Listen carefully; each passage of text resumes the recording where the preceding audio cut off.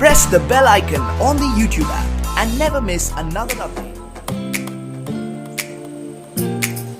नमस्कार, स्वागत छ तपाईहरुलाई टेक्निकल मधेस युट्युब च्यानलमा। आज हामी कुरा गर्ने छौं नेपालमा कहिलेसम्म 5G इन्टरनेट आउने होला, 5G इन्टरनेट के हो र यो कति फ्रिक्वेन्सी चाहिँ युज गर्छ 5G टेक्नोलोजीले।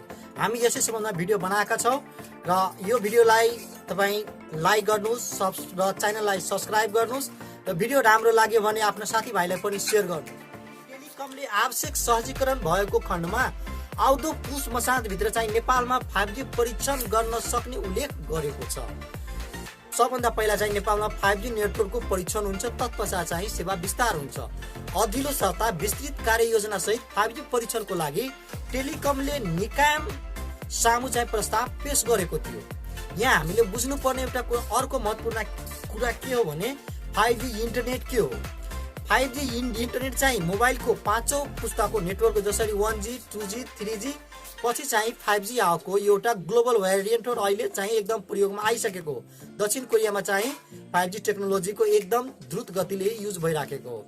त्यसपछि 5G सपोर्ट गर्ने डिभाइस जुन छ त्यसलाई चाहिँ सिस्टमेटिक कनेक्ट गरेर त्यसबाट तपाई यहाँ भए पनि 5G सपोर्टेड डिभाइसलाई तपाई त्यहाँबाट कन्ट्रोल गर्न सक्नुहुन्छ। सपोज गरे तपाई घरबाट बाहिर जानुभयो, तपाई आफ्नो बल्बको स्विच अफ गर्न बिर्सनु भयो र तपाई अफिस पुगिसक्नु भयो। अब तपाईको बल्बको स्विच बन्द गर्नको लागि वा वाशिङ मेसिनको स्विच अन अफ गर्नको लागि तपाईको यदि 5G टेक्नोलोजी सपोर्टेड डिभाइस छ भने अन्य ठाउँबाट पनि त्यो डिभाइसहरुलाई कन्ट्रोल गर्न सक्नुहुन्छ। त्यसबाट धेरै फाइदा लिन सक्नुहुन्छ।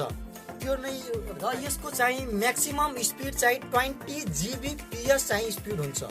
5G को स्पिड चाहिँ 20 GB per second data transfer गर्न सक्षम हुन्छ। र नेपालमा परीक्षणको लागि 2600 मेगाहर्ज ब्यान्डको फ्रिक्वेन्सी प्रयोग गर्न सक्ने भनी प्रस्ताव नेपाल टेलिकमले